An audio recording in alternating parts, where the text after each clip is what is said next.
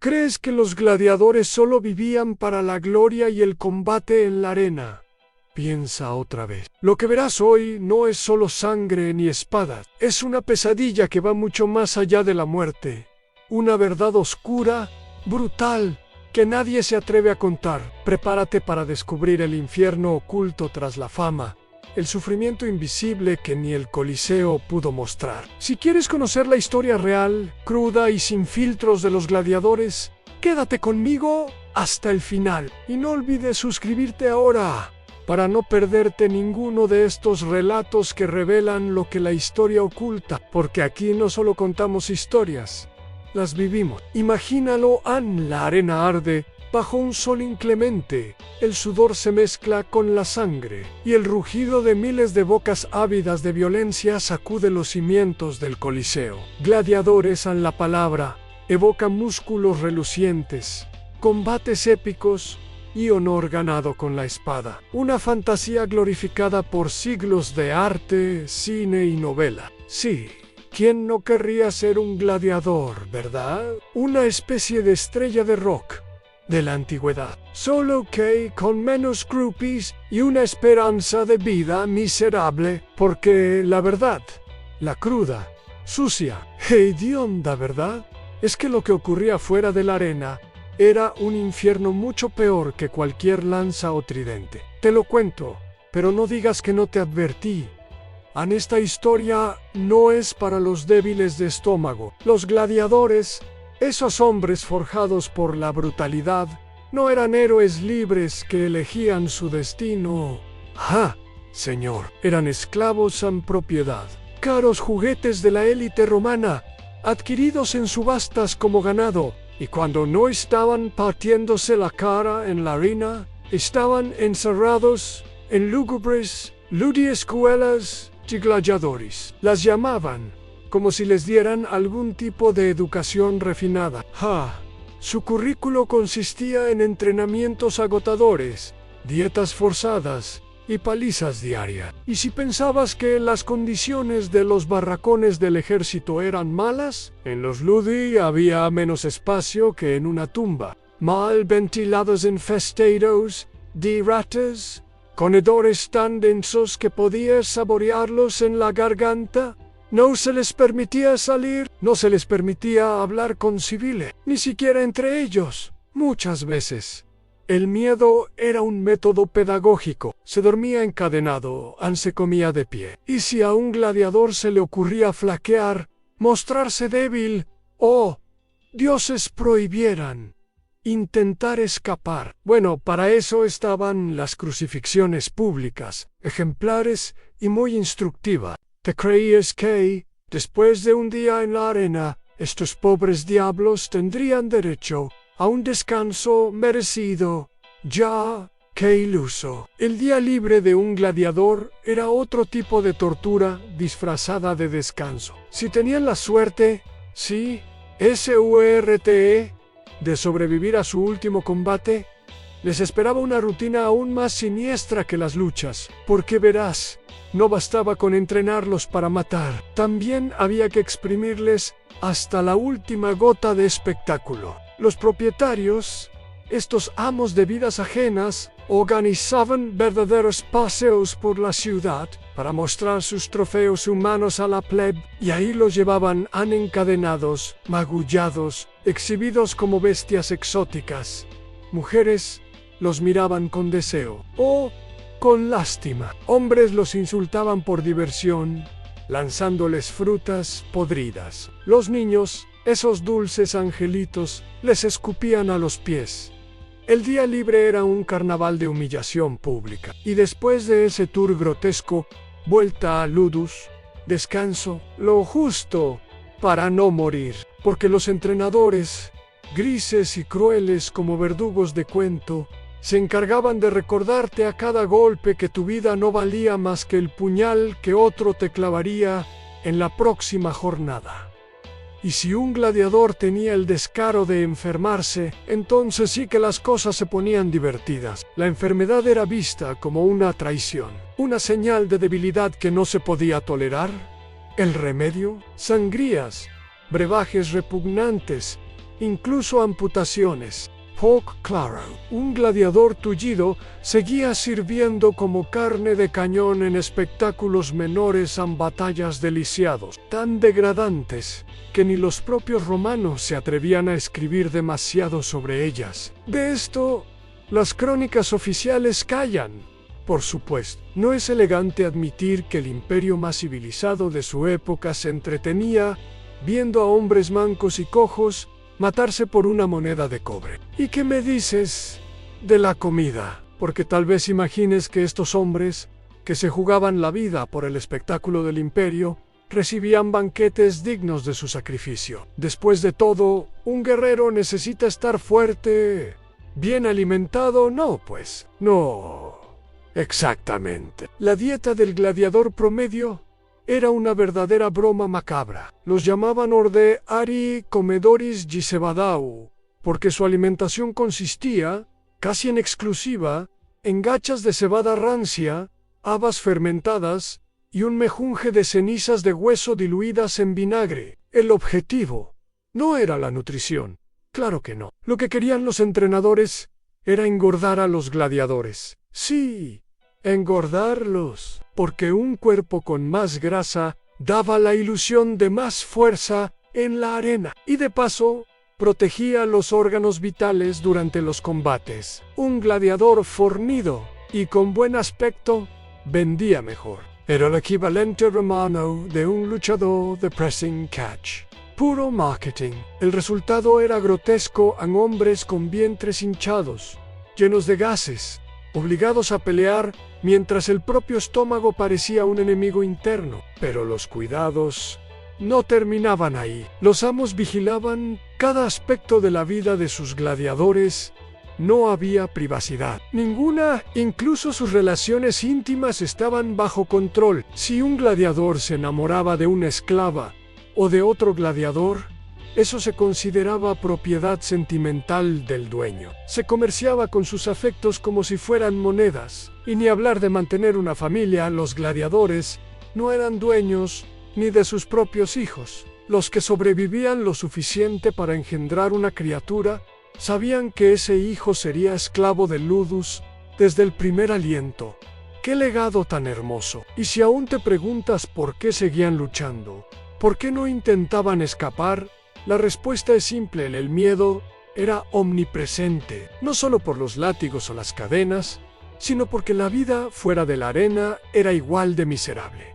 O peor, un gladiador fugado era un paria sin refugio. Cualquier ciudadano tenía derecho y recompensa por entregarlo a las autoridades. La caza de gladiadores fugados era un deporte en sí mismo, y cuando los atrapaban, la ejecución no era rápida.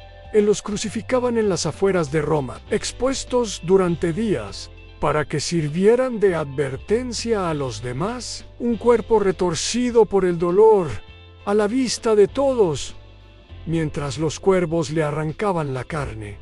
Esa era la alternativa. Así que muchos gladiadores preferían la arena al minusale. La muerte podía llegar en un instante, o, con suerte, podías vivir un día más. Y si acaso lograbas sobrevivir lo suficiente para ganarte la libertad, ese sueño casi mítico llamado Rudis, no te creas que la vida después de la arena era un paraíso. Los ex gladiadores eran vistos con desprecio por las clases altas, temidos por los ciudadanos y recordados solo por su utilidad sangrienta. Muchos terminaban como mercenarios, matones a sueldo o mendigos tullidos, porque en el fondo, para Roma, siempre habían sido bestias de espectáculo. Y las bestias no tienen lugar en la civilización, ¿verdad? Pero claro, no pienses ni por un segundo que todo esto se limitaba al cuerpo. No. El verdadero tormento de los gladiadores no era solo físico, sino mental. ¿Quieres saber cómo se quiebra a un hombre? No basta con azotarlo, no basta con matarlo de hambre. Para destruirlo de verdad, hay que hacerle olvidar quién es, borrar su identidad, y convertirlo en nada. Y eso, los entrenadores de gladiadores lo sabían muy bien. Desde el momento en que un hombre ya fuera un prisionero de guerra, un criminal o un simple esclavo comprado en el mercado, cruzaba las puertas de Ludus. Dejaba de ser quien había sido. Su nombre, su historia, sus creencias, todo desaparecía. Le daban un nuevo nombre, o peoran un apodo ridículo, diseñado para deshumanizarlo. El jabalí de Numidia, el toro de Britania, el perro del Danubio. Algo que lo rebajara a la categoría de bestia, porque a las bestias se las puede golpear sin culpa, ¿verdad? Se las puede enviar a la muerte sin remordimiento. Los nuevos nombres eran anunciados en las tablillas públicas, grabados en los carteles que colgaban en las entradas de los anfiteatros. A partir de entonces, eso era todo lo que quedaba de ellos. Dentro del Ludus, el lavado de cerebro era constante, día tras día. Los entrenadores les repetían que eran propiedad, que no tenían voluntad, que su único propósito era entretener. Y después venían las exhibiciones privadas, organizadas por senadores corruptos y nobles aburridos. Sí, esas fiestas eran el verdadero infierno. Allí, los gladiadores eran obligados a realizar demostraciones para el disfrute de los más ricos en combates amañados, simulacros de muerte, incluso actos obscenos que prefiero no detallar, y todo con la amenaza constante de que si no sonreían, si no se mostraban honrados de servir a sus amos, el castigo sería brutal. En esos momentos, quedaba claro que su vida valía menos que el vino que corría en las copas de oro, y como si todo esto no fuera ya suficiente tortura, aún existía el mayo, era veneno de todos la esperanza en sí, la esperanza, porque a cada gladiador se le susurraba la misma mentira. Ansí demuestras tu valía. Si sobrevives suficientes combates, el lanista te concederá la libertad. El famoso Rudis, una espada de madera, símbolo de emancipación, la promesa de que un día podrían caminar como hombres libres. Pero lo que no decían era que muy pocos llegaban a recibirla, porque Ludus era un negocio, y un buen gladiador valía mucho más en la arena que como hombre libre. Y cuando alguno parecía acercarse a ese soñado momento, curiosamente, acababa en combates cada vez más letales, con rivales más peligrosos, todo para asegurarse de que la esperanza muriera antes que el hombre. Y así, día tras día, combate tras combate, los gladiadores vivían atrapados en un círculo de violencia, humillación y falsas promesas. Y cuando finalmente caían en la arena, con los pulmones llenos de sangre y el público gritando por su muerte, quizá en sus últimos segundos entendían la broma cruel que había sido su existencia, porque la arena era brutal, sí, pero fuera de ella, la pesadilla era infinitamente peor. Ahora bien, uno podría pensar que, después de enfrentarse a la muerte día tras día, un gladiador al menos podría encontrar algún consuelo en la camaradería de sus compañeros de desgracia. Después de todo, ¿quién mejor para entender ese horror que otro que lo vive? Pues, otra vez, los lazos de amistad eran otro lujo que no podían permitirse. Y no por falta de humanidad, porque hasta los más endurecidos guardaban en algún rincón el anhelo de un amigo, sino porque el sistema estaba diseñado para destruir cualquier atisbo de lealtad. Sage, sembrando la desconfianza, como quien lanza semillas en un campo fértil. Los lanistas, esos expertos en manipular almas rotas, premiaban la traición. Ofrecían pequeñas recompensas a un trozo de pan extra, una jarra de vino, un día menos de entrenamiento, a cambio de información. ¿Qué pensaba tu compañero de celda? Planeaba escapar.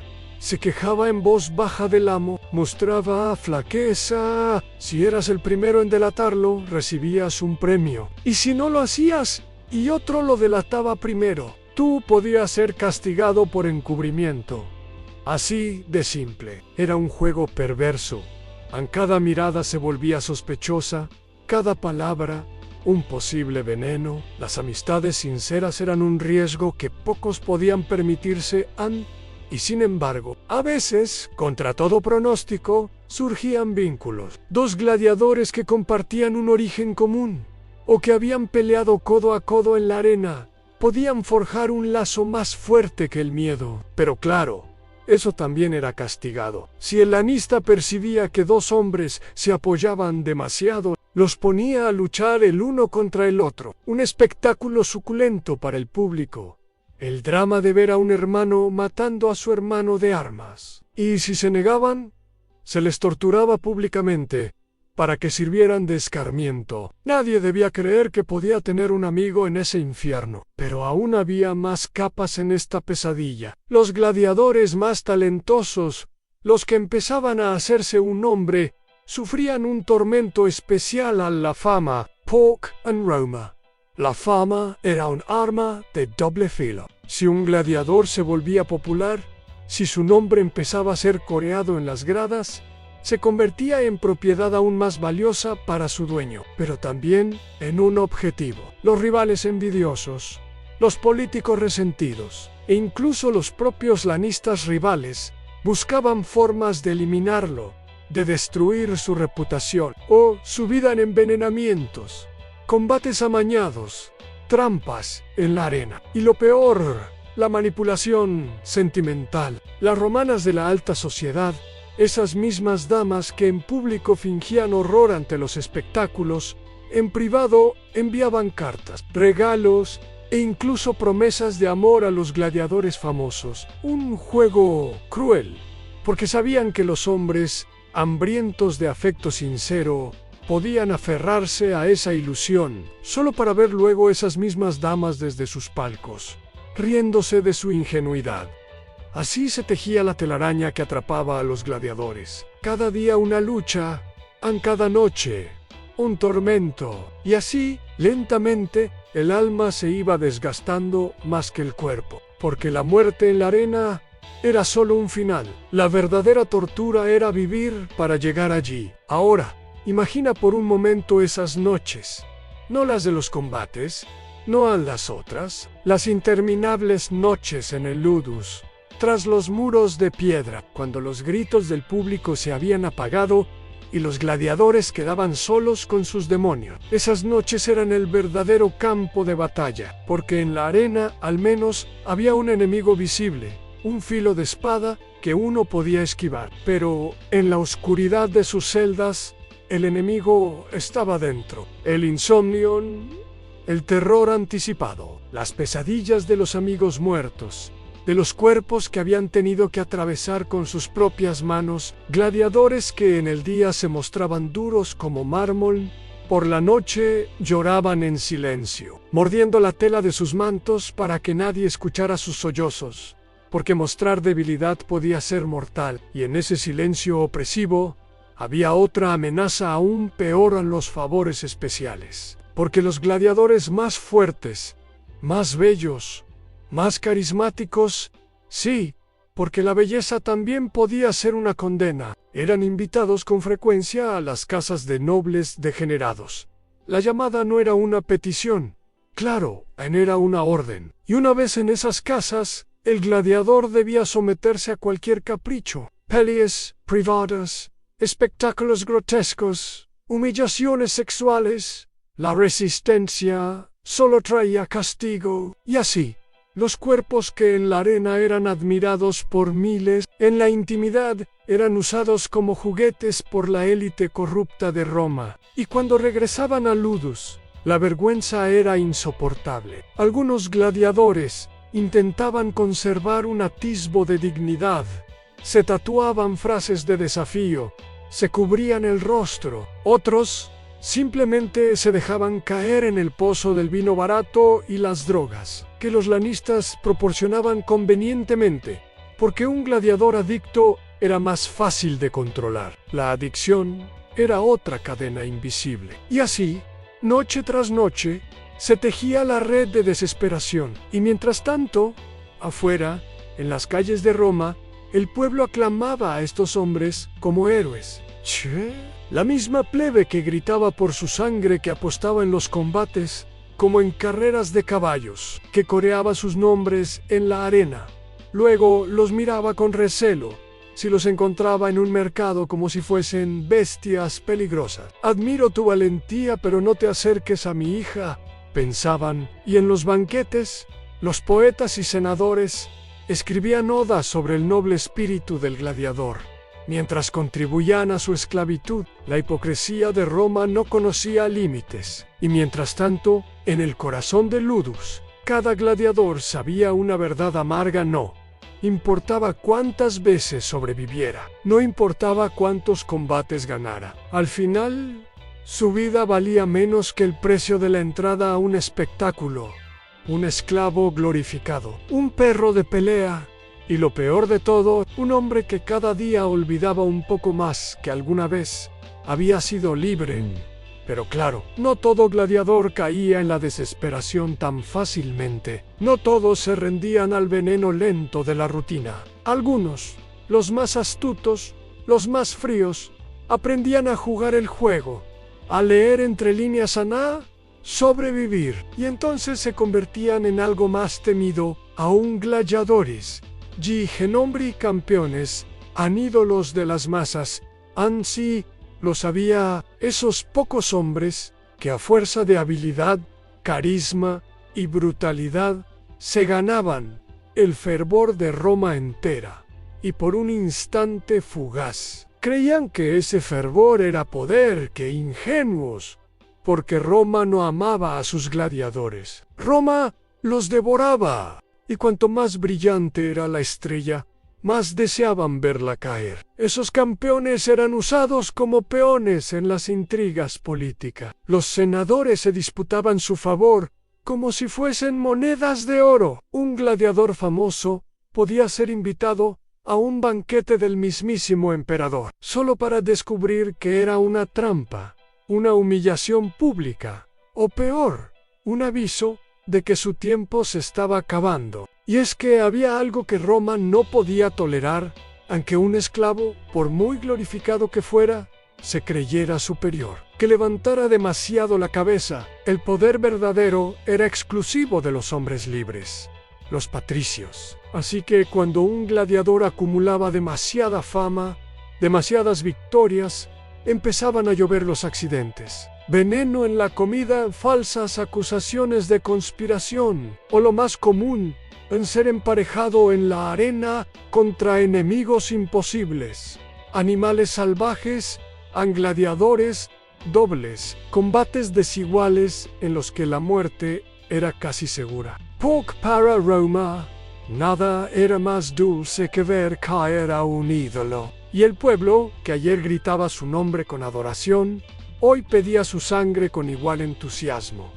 Así de voluble era la plebe. Pero incluso para los que no llegaban a ser campeones, la vida cotidiana en el Ludus era una tortura mental constante. Los entrenadores usaban cada oportunidad para sembrar el miedo. Las amenazas eran diarias.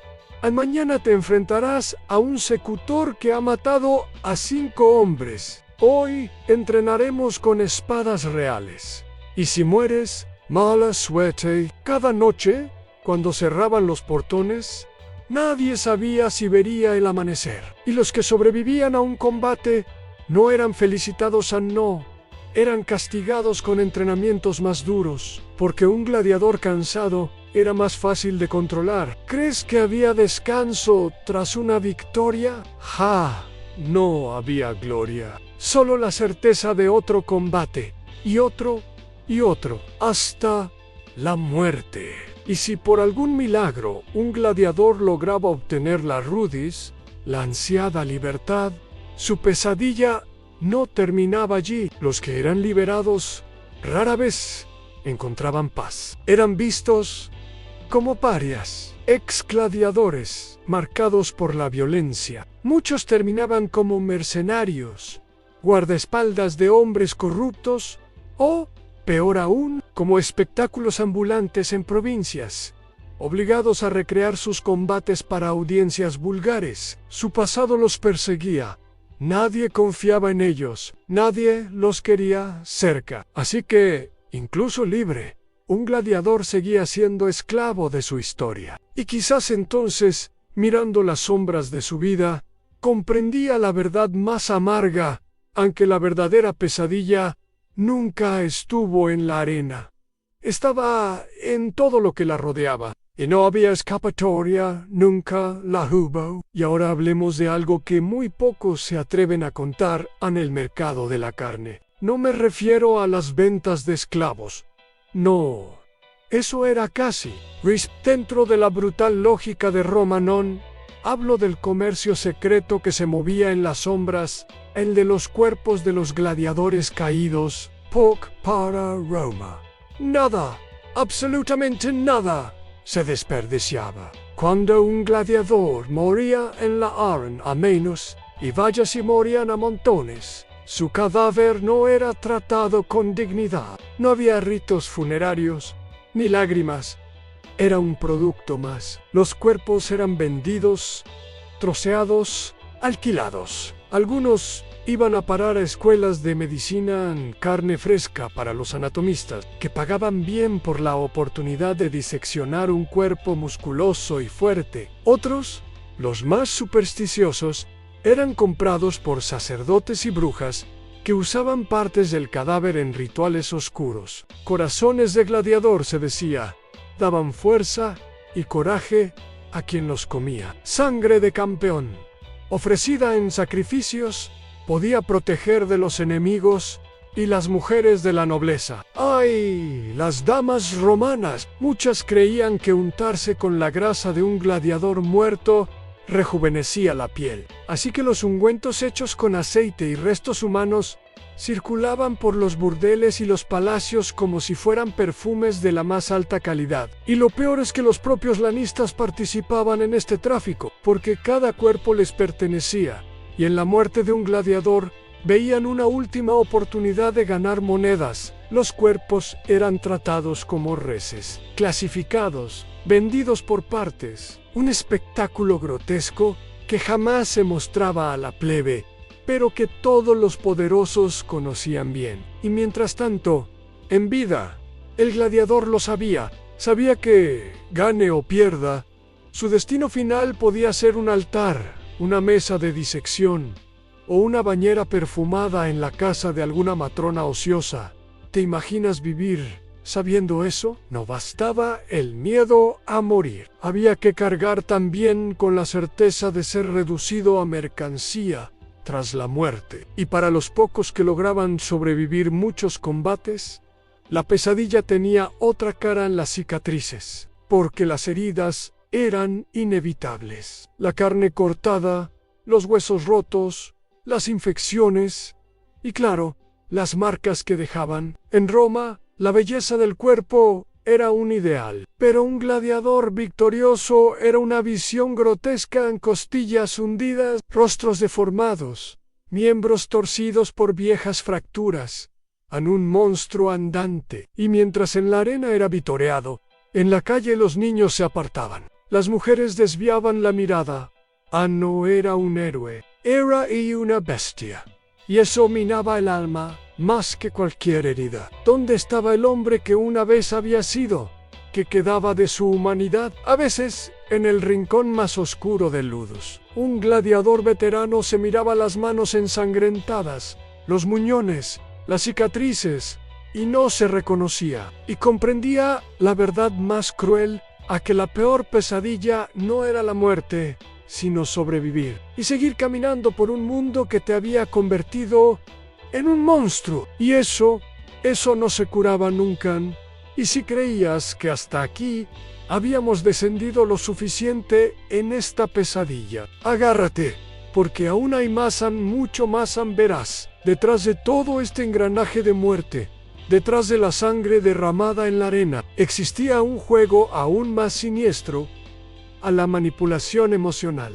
Los lanistas, esos amos, tres gladiadores, no eran simples comerciantes de carne, eran maestros del control psicológico. Sabían que un gladiador desesperado, un hombre que ha perdido toda esperanza, era inútil, pero un gladiador que aún soñaba, que aún ansiaba algo, ese era un perro rabioso dispuesto a todo. Por eso les daban migajas de esperanza.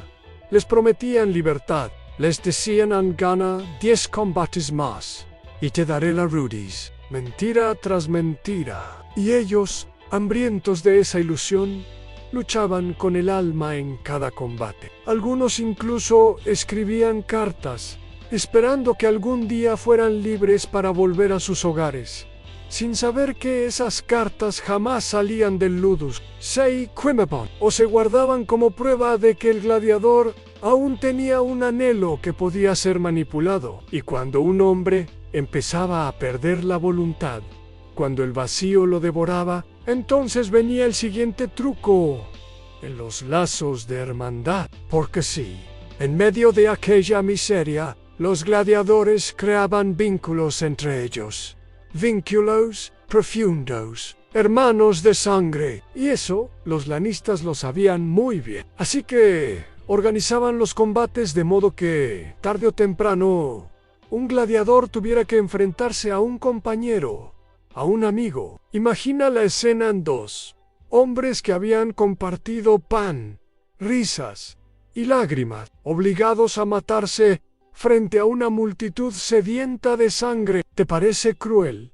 Lo era, y lo sabían, y lo hacían a propósito, porque un gladiador que había matado a su hermano de armas se quebraba por dentro, perdía una parte de sí mismo, se volvía más dócil, más manejable, y cuando se resistía, castigo en azotes, privación de comida en aislamiento, porque había que romper su espíritu hasta que ya no quedara nada humano en él. Y eso no era todo. Algunos lanistas más retorcidos incluso promovían relaciones amorosas entre los gladiadores. Si se quieren, lucharán con más rabia por protegerse, decían. Y cuando la relación era fuerte, organizaban el combate final. Así se aseguraban de destruir cualquier atisbo de humanidad que quedara en sus esclavos. Why, la plebe, la plebe se regocijaba con esos espectáculos. Gritaban, reían, lloraban de emoción viendo a dos amantes enfrentarse a muerte.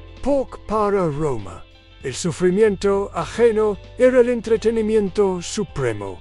No había compasión, no había límite. Y mientras tanto, los gladiadores sabían la verdad, aunque en aquel mundo corrupto, la peor pesadilla no era morir en la arena, sino sobrevivir a todo eso. Sobrevivir con el alma hecha trizas, sin esperanza, sin amor, sin identidad. Un cascarón vacío que aún respiraba, solo para seguir matando. Y ahora, espectador, ahora que has llegado hasta aquí, que has escuchado los susurros de la oscuridad, te contaré la última y más amarga, ¿verdad? La que nadie menciona cuando se habla de los gloriosos gladiadores. Porque detrás de la sangre, de la fama, de los vítores, lo que en realidad quedaba era el eco de una tragedia humana. Roma lo celebraba, sí, pero lo celebraba como monstruos, no como hombres jamás. Cada combate ganado no elevaba su estatus, lo hundían, lo alejaba más y más de cualquier posibilidad de reintegrarse en la sociedad. Un gladiador veterano, lleno de cicatrices, era una sombra de lo que una vez fue. Incluso si conseguía la rudis, incluso si un día obtenía su ansiada libertad. ¿Y luego qué? ¿Volver a un hogar que ya no existía? ¿A una familia que quizás ya no lo recordaba? ¿O que lo repudiaba por haberse convertido en una bestia de la arena? No, a los ex gladiadores vagaban por Roma como parias.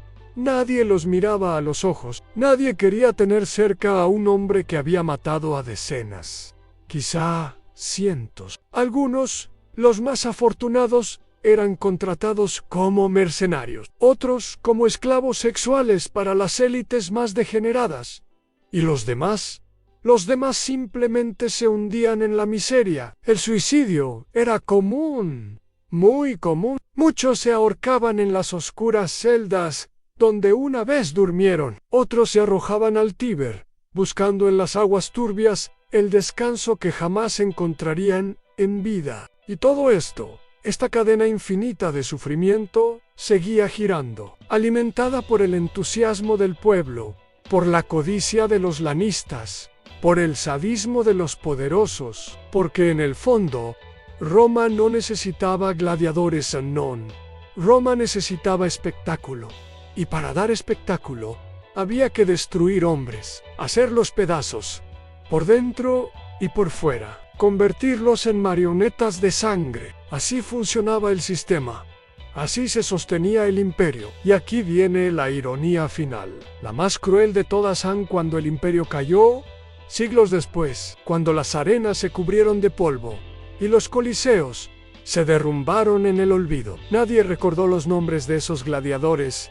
Nadie erigió estatuas en su honor. Nadie lloró su sufrimiento.